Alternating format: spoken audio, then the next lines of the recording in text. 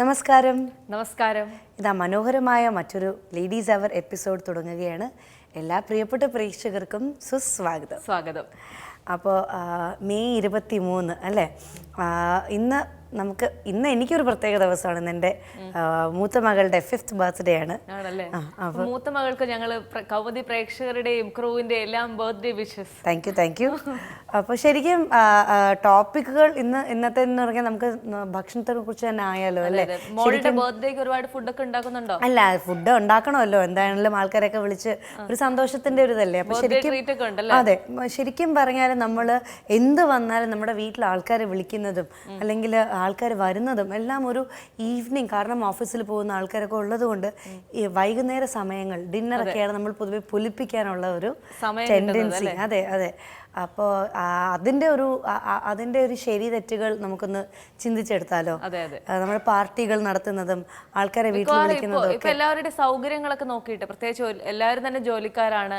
അപ്പൊ അവരുടെ സൗകര്യങ്ങൾ, ജോലിയിൽ നിന്ന് ലീവ് എടുക്കാതെ തന്നെ ഒരു ഗെറ്റ് ടുഗദർ എങ്ങനെ നന്നാക്കാം എന്നൊക്കെ ചിന്തിക്കുമ്പോൾ എല്ലാവരും ചൂസ് ചെയ്യുന്നത് എങ്കിൽ നമുക്ക് ഡിന്നർ ഒരുമിച്ചാക്കാം, നല്ലൊരു ഡിന്നർ ആക്കാം എന്നുള്ളതാണ്. പക്ഷെ അപ്പൊ ഡിന്നർ ഇങ്ങനെ ഒരുപാട് കഴിക്കുന്നത് കൊണ്ട് എന്താണേലും നമ്മൾ ആൾക്കാരെ വിളിക്കുമ്പോൾ നമുക്ക് കുറയ്ക്കാൻ പറ്റില്ല.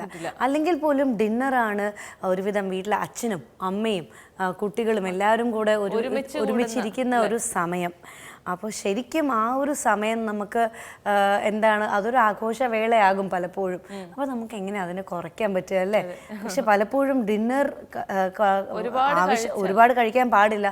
കഴിക്കുന്നെങ്കിൽ തന്നെ അതിനെ ഏർലി ആക്കണം, വളരെ നേരത്തെ ഭക്ഷണം കഴിക്കാൻ ശ്രമിക്കണം. അതെ, അതാണ് അതിൽ കാരണം നമ്മൾ ബെഡിൽ ഉറങ്ങാൻ പോകുന്നതിന് തൊട്ട് മുമ്പ് കഴിക്കുന്ന ഭക്ഷണങ്ങൾ ഡൈജസ്റ്റ് ചെയ്യാൻ ഒത്തിരിയധികം സമയമെടുക്കും. അതാണ് മിക്കവാറും പലരുടെയും പൊണ്ണത്തടിയാണെന്നും അങ്ങനെയൊക്കെ ഭാരം കൂടുതലാണെന്നും ഒക്കെയുള്ള ഒരു ആത്മവിശ്വാസ കുറവിന്റെ പ്രധാന കാരണവും ഇങ്ങനെ വളരെ വൈകിയുള്ള ഭക്ഷണം കഴിപ്പാണെന്ന് പറയേണ്ടി വരും അല്ലേ? വൈകി ഭക്ഷണം കഴിച്ച് കിടന്ന് ഉറങ്ങിയാൽ നമുക്ക് അസിഡിറ്റി അങ്ങനത്തെ പ്രശ്നങ്ങളൊക്കെ ഉണ്ടായി അവസാനം നമ്മുടെ ഉറക്കത്തിനെ കൂടെ അത് ബാധിക്കും. ഹെവി ആയിട്ടുള്ള ഡിന്നറും എല്ലാം നമ്മുടെ ഉറക്കത്തിനെ ബാധിക്കുകയും ചെയ്യും. ഒന്ന് ഓർത്ത് നോക്കും, നമ്മൾ ഉറക്കത്തിൻ്റെ ഇടയിൽ ഉരുണ്ട് കയറി നമുക്ക് എണീറ്റിരുന്ന് ഒരു ഗ്യാസ് വിടേണ്ട അവസ്ഥ, അല്ലെങ്കിൽ വയറിൽ ഇങ്ങനെ എരിച്ചിൽ ഒക്കെ തോന്നിയിട്ടുള്ള അവസ്ഥയൊക്കെ ഇല്ലേ? ഭയങ്കര നമ്മുടെ നല്ലൊരു ഉറക്കം കിട്ടിയില്ലെങ്കിൽ പോലും നമുക്ക് ഭയങ്കര പിറ്റേ ദിവസം അസ്വസ്ഥമാണ്. അതുകൊണ്ട് നമ്മുടെ ആഘോഷവേളകളാകുന്ന ഡിന്നറുകൾ സൂക്ഷിക്കുക എന്നുള്ള ഒരു മെസ്സേജുമായിട്ട് ഇന്നത്തെ എപ്പിസോഡ് നമുക്ക് തുടങ്ങാം അല്ലേ? ആദ്യത്തെ സെഗ്മെന്റ് കണ്ടിട്ട് വന്നാലോ? ആദ്യ സെഗ്മെന്റ്.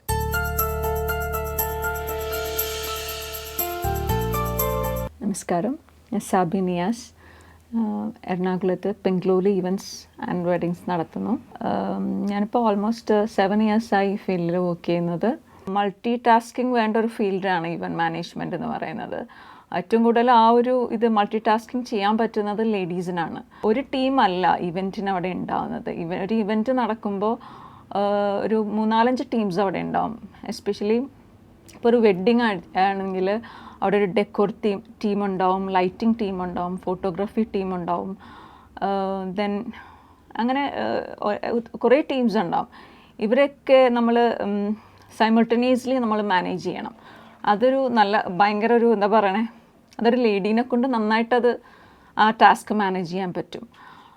ഇവരെ മാനേജ് ചെയ്ത് നമ്മൾ നല്ലൊരു ഇതിൽ കൊണ്ടുവന്നാൽ തന്നെ നമുക്ക് ആ ഇവൻറ്റ് സക്സസ്ഫുള്ളാക്കി എടുക്കാൻ പറ്റും.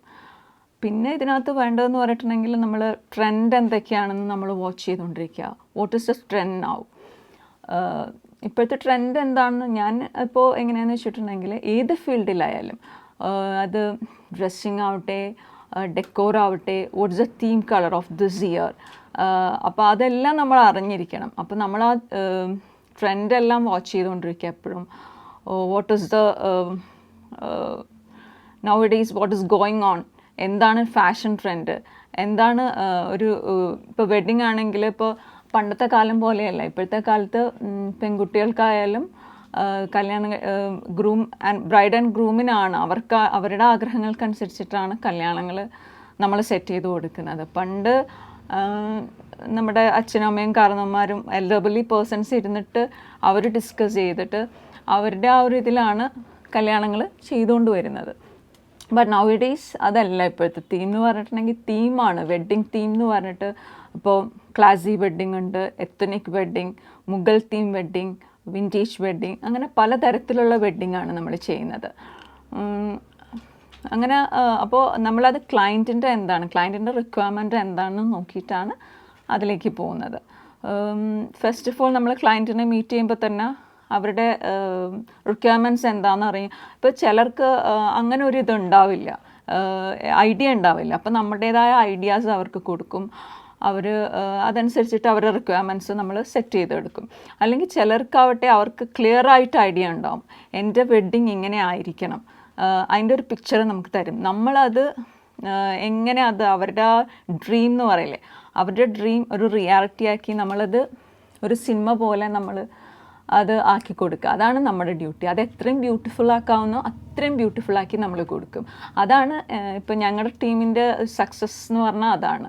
ഇപ്പോൾ ഞങ്ങൾ ചെയ്ത പ്രോഗ്രാംസിൻ്റെ എല്ലാ ഇവൻറ്റ്സിൻ്റെ ക്ലയൻ്റ് ആയാലും അവരുടെ സാറ്റിസ്ഫാക്ഷൻ, അതാണ് ഞങ്ങളുടെ സക്സസ് എന്ന് പറയാം. Profit apart from the profit, അതാണല്ലോ നമ്മൾ എപ്പോഴും നമ്മളൊരു ഇവൻറ്റ് ചെയ്യുമ്പോഴും നമ്മുടെ പാഷൻ അതിനകത്ത് വെക്കുക.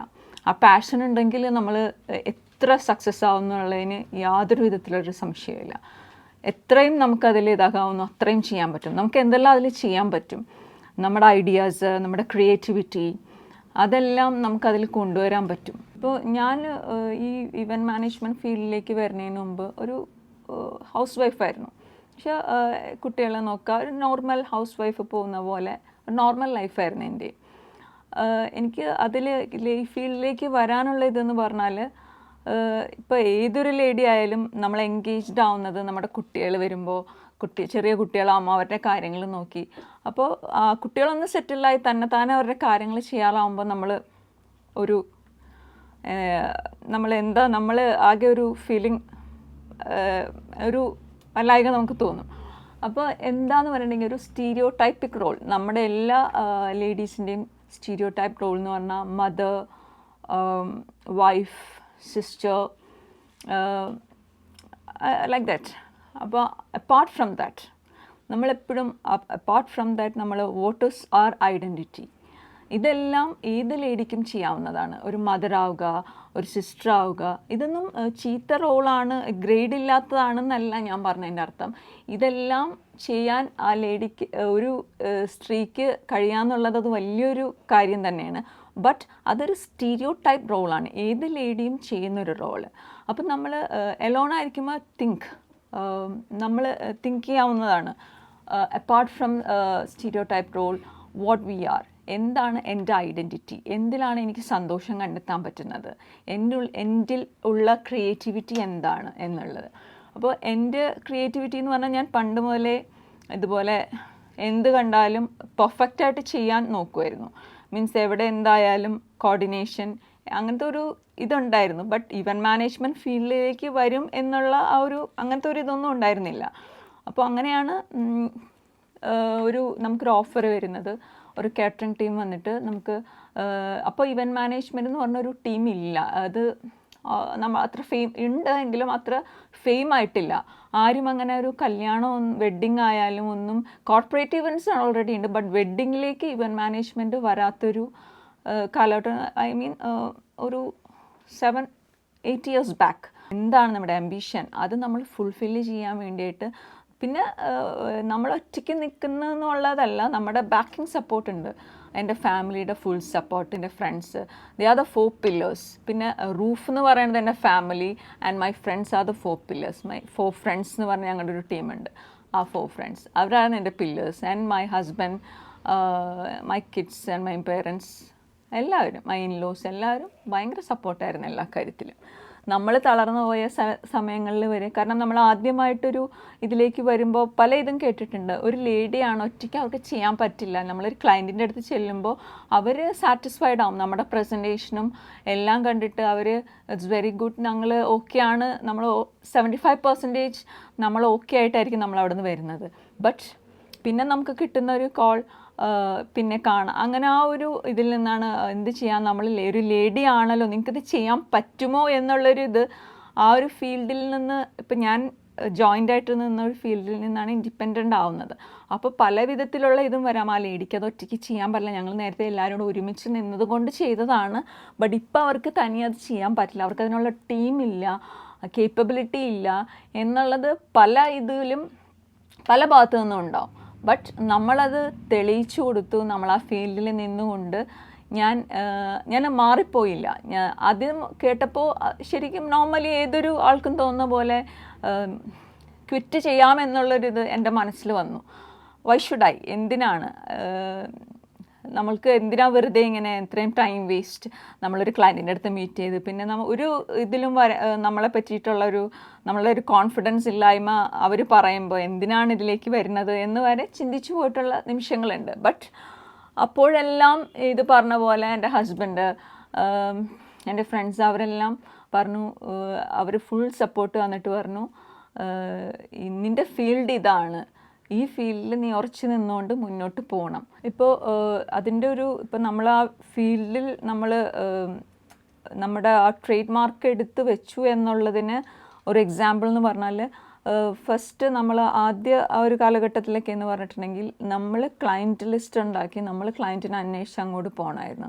ബട്ട് നൗ ഡേയ്സ് നമ്മളെ അന്വേഷിച്ചിട്ടാണ് ക്ലയൻറ്റ് ഇപ്പം ക്ലോലി ഇവൻറ്റ്സ് ആണ്, എവിടെയാണ് നിങ്ങൾ എന്ന് പറഞ്ഞ് നമ്മൾക്ക് ഒരു അപ്പോയിൻമെൻറ്റ് എപ്പോഴാണ് നിങ്ങളുടെ അപ്പോയിൻമെൻ്റ് ഒന്ന് കിട്ടുന്നത് എന്ന് പറഞ്ഞ് നമ്മൾ അന്വേഷിച്ച് ഒരു ക്ലയൻറ്റ് വരുമ്പോഴാണ് നമ്മൾ എത്രത്തോളം ആ ഫീൽഡിൽ നമ്മൾ എത്രത്തോളം അതിനകത്ത് ഇതായിട്ടുണ്ടെന്ന് സക്സസ് ആയിട്ടുണ്ടെന്ന് നമുക്ക് മനസ്സിലാക്കാൻ പറ്റുന്നത്. അപ്പോൾ അതെങ്ങനെയാണെന്ന് വെച്ചിട്ടുണ്ടെങ്കിൽ നമ്മളിപ്പോൾ ചെയ്യുന്ന ഓരോ ഇവൻറ്റും എത്ര സക്സസ് ആയി എന്നത് ആണ് അതിൻ്റെ ഫോർ എക്സാമ്പിൾ ഇപ്പോൾ നമ്മളൊരു ഇവൻറ്റ് നന്നായി ചെയ്തെന്നിരിക്കട്ടെ, അവിടെ നിന്ന് നമുക്ക് റെഫറൻസ് പോവുകയാണ്. അവരുടെ റിലേറ്റീവ്, അവരുടെ ഫാമിലി, ഫ്രണ്ട്സ്, അങ്ങനെ അവരെല്ലാവരും ചെയ്തിട്ട് ഇത് ആരാണ് ചെയ്തത്, ഇത്ര നന്നായിട്ട് ആര് ചെയ്തു എന്ന് പറഞ്ഞ് നമ്മൾക്കത് റെഫറൻസ്, നിങ്ങൾ അവിടെ ചെയ്ത ഇവൻറ്റ് നന്നായിരുന്നല്ലോ, നമുക്ക് കൂടുതലും വരുന്നത് അങ്ങനെയാണ്. പിന്നെ ഫ്രണ്ട്സ് ഒബ്വിയസ്ലി അത് വരും, അങ്ങനത്തെ ഫ്രണ്ട്സ് കോൺടാക്ട്സ് ത്രൂ, റിലേറ്റീവ്സിൻ്റെ കോൺടാക്ട്സ് ത്രൂ അത് വരും. അല്ലാതെ ഒരു ഫ്രഷ് ആയിട്ടൊരു ക്ലയൻറ്റ് വന്നിട്ട് ആ ക്ലയൻറ്റിൽ നിന്ന് നമുക്കങ്ങനെ പോവുകയാണ്, അവരുടെ റിലേറ്റീവ്സ്, അവരുടെ ഫ്രണ്ട്സ്. അപ്പോൾ ഇത് എവിടെ നിന്നാണ് ഇത്ര നന്നായിട്ട് ചെയ്തിരിക്കുന്നത്, അത് നമുക്ക് പലപ്പോഴും പലരായിട്ട് നമ്മളത് പറയണം, നിങ്ങൾ നന്നായിട്ട് ചെയ്തിട്ടുണ്ട്, ഞങ്ങൾ അന്ന് ഇവൻറ്റിന് വന്നപ്പോഴേ നോട്ട് ചെയ്തിരുന്നു ഇത് ആരാണ് ചെയ്തത്. അപ്പോൾ ഞങ്ങൾ അടുത്തൊരു മുഗൾ തീം എന്ന് പറഞ്ഞൊരു തീമിലാണ് ചെയ്തത്. അപ്പോൾ അത് കംപ്ലീറ്റ്ലി മുഗൾ സെറ്റപ്പാണ്. ഫിലിമിൽ സെറ്റ് ഇടുന്ന സെറ്റ് കൊണ്ടുവന്നിട്ട് ആണ് കംപ്ലീറ്റ്ലി ഡൽഹിയിൽ നിന്നാണ് നമ്മൾ സെറ്റുകളെല്ലാം വരുത്തുന്നത്. ഫ്ലവേഴ്സ് ബാംഗ്ലൂരിൽ നിന്ന് വരും. അപ്പോൾ നമ്മൾ ഇതിലെല്ലാം നമ്മുടെ പേഴ്സണൽ ടച്ച്, അല്ലാതെ എല്ലാം ഓരോരുത്തരെ ഏൽപ്പിച്ചിട്ട് അവരത് ചെയ്യും എന്നുള്ളൊരിതിൽ നമ്മൾ പോയി നിൽക്കില്ല. എല്ലാത്തിലും ഈച്ച് ആൻഡ് എവറിത്തിങ്ങിലും നമ്മുടെ ഒരു പേഴ്സണൽ ടച്ച്, നമ്മുടെ ആ ഐഡിയ അനുസരിച്ച് നമ്മൾ ചെയ്യിപ്പിച്ചെടുക്കുകയാണ് ഇതെല്ലാം. സ്റ്റേജ് ഡെക്കോർ ആയാലും ഇത് ഏത് തീം അനുസരിച്ചിട്ട് ക്ലയൻറ്റിൻ്റെ അപ്രിസിയേഷൻ എന്ന് പറയുന്നത് ഇത് ഇത്ര നന്നായിട്ട് ആര് ചെയ്തു, അത് ശരിക്കും ഒരു ഇവൻറ്റ് മാനേജർക്ക് കിട്ടാവുന്ന ഏറ്റവും. പിന്നെ അത് ഡെക്കോറിൽ മാത്രമല്ല ഇരിക്കുന്നത്, അവിടെ ഫുൾ മാനേജ്മെൻറ്റ്, ക്രൗഡ് മാനേജ്മെൻ്റ് ഉണ്ട്, ഞങ്ങൾ കാറ്ററിംഗ് എല്ലാം ചെയ്യുന്നുണ്ട്. അപ്പോൾ കാറ്ററിങ്ങിൻ്റെ ഡിപ്പാർട്ട്മെൻറ്റ് ഹാൻഡിൽ ചെയ്യുന്നത് ഹോസ്റ്റിംഗ് ഗേൾസ് ഉണ്ടാവും. അപ്പോൾ ഇതെല്ലാം പല പല തരക്കാരായിരിക്കും, പല കുട്ടികൾ, ഇവരെല്ലാം ഒരുമിച്ച് കൊണ്ടുവന്നിട്ട് അവരെ നമ്മൾ മാനേജ് ചെയ്ത് കൊണ്ടുപോകുക എന്ന് പറയണത് it's not a very easy task. അതിന് നമ്മൾ ശരിക്കും അതിൽ ഒരുപാട് നമ്മൾ എക്സ്പീരിയൻസ് വേണം. പിന്നെ നമ്മുടെ ഒരു കോൺഫിഡൻസ്, പിന്നെ എപ്പോഴും നമ്മൾ ഫ്ലെക്സിബിൾ ആയിരിക്കുക. ഞാൻ നേരത്തെ പറഞ്ഞ പോലെ പ്ലാനിങ് നമ്മൾ ചെയ്യണമെന്ന് പറയുന്നത്. അപ്പോൾ പ്ലാനിങ് നമ്മൾ ചെയ്യുമ്പോൾ ക്യൂ ഷീറ്റാണ് നമ്മൾ റെഡിയാക്കുന്നത്, ടൈം വെച്ചിട്ട് ഏത് ടൈമിന് വേണം, ഏത് ടൈമിൽ എൻട്രി വേണം, ഏത് ടൈമിൽ ഇന്ന ആൾ വരും, ഏത് ടൈമിൽ ഡാൻസ് വേണം, ഏത് ടൈമിൽ ഈ പ്രോഗ്രാം സ്റ്റാർട്ട് ചെയ്യണം. ഇതെല്ലാം നമ്മൾ ക്യൂ ഷീറ്റിലൊരു വെൽ പ്ലാൻഡായിട്ട് നമ്മൾ ചെയ്യും. അത് കഴിഞ്ഞിട്ട് നമ്മൾ ഇതുപോലെ എക്സിക്യൂട്ട് ചെയ്യാണ്. ബട്ട് എങ്ങനെ നമ്മൾ പ്ലാൻ ചെയ്താലും ഒരു ഇവൻറ്റ് വരുമ്പോൾ ദർ ആർ ചാൻസസ് ഒരു മൊമെൻറ്റിൽ പെട്ടെന്നെല്ലാം മാറി മറിയാം. ഇപ്പം നമ്മൾ വിചാരിച്ച പോലെ പ്ലാൻ ചെയ്ത പോലെ നടക്കണം എന്നില്ല. അവിടെ ചിലപ്പോൾ ഒരു ഗസ്റ്റ് വരാൻ താമസിക്കുക, ഇല്ലെങ്കിൽ പോട്ടെ നമ്മൾ തന്നെ അറേഞ്ച് ചെയ്തിരുന്ന ഒരു ഡാൻസ് പാർട്ടി വരാൻ താമസിച്ചു. അപ്പോൾ എന്ത് തന്നെ വന്നാലും അവിടെ അത് സ്പോട്ടിൽ ഡിസിഷൻ എടുക്കാൻ നമുക്ക് കഴിയണം. നമ്മൾ ആ സ്പോട്ടിൽ എടുക്കുന്ന ഡിസിഷനാണ് ആ ഇവൻറ്റ് കംപ്ലീറ്റ്ലി എങ്ങനെയാണത് മുന്നോട്ട് പോകുന്നതെന്ന് ഡിസൈഡ് ചെയ്യുന്നത്. ഇപ്പോൾ ഇവൻറ്റ് മാനേജ്മെൻറ്റ് ഫീൽഡ് എന്ന് പറഞ്ഞാൽ ഇപ്പോൾ ലേഡീസിന് ഒരുപാട് ഓപ്പർച്യൂണിറ്റീസ് ആയിക്കൊണ്ടിരിക്കുന്ന ഒരു ഫീൽഡാണ്.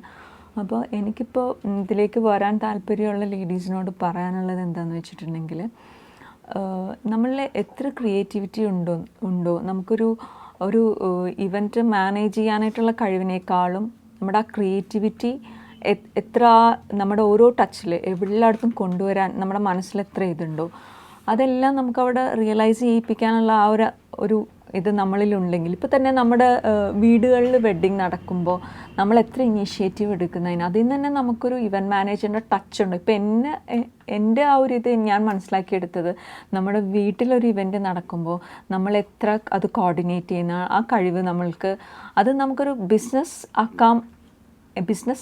പ്യോർലി ബിസിനസ് അല്ല, നമ്മുടെ ഒരു പാഷൻ പോലെ ആക്കിയെടുത്താൽ അത് വളരെ നല്ലതാണ്. അപ്പോൾ ഈ ഒരു ഫീൽഡിലേക്ക് വരണമെന്നുണ്ടെങ്കിൽ നമുക്ക് പ്രത്യേകിച്ചൊരു എക്സ്പീരിയൻസ് എന്ന് പറഞ്ഞാൽ ഇതാണൊരു എക്സ്പീരിയൻസ്. അല്ലാതെ നമ്മൾ ഒരുപാട് വേറെ ഒത്തിരി ഇത് വേണം, അത് ഡിഗ്രീസ് ആൻഡ് അതൊന്നും അതിൻ്റെ ആവശ്യമില്ല. എക്സ്പീരിയൻസ് ആണ് ഇതിന് വേണ്ടത്. പിന്നെ ഇതിനോടുള്ള ജോബിനോടുള്ളൊരു പാഷൻ.